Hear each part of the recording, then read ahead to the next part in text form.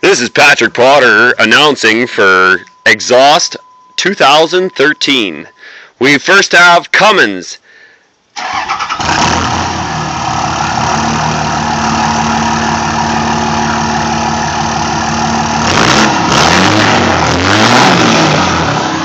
Alright, well, obviously that guy has a fair size of testicles.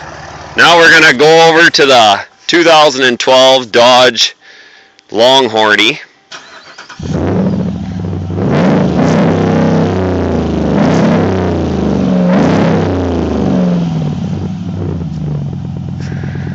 Very impressive for a gas pot.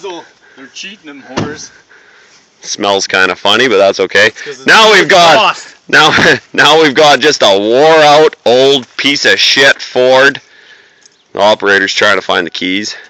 Notice how it's got garbage in the box because it's used as a dumpster. Actual work truck. Yeah, used as a dumpster. Oh. There goes the oil. But listen to that.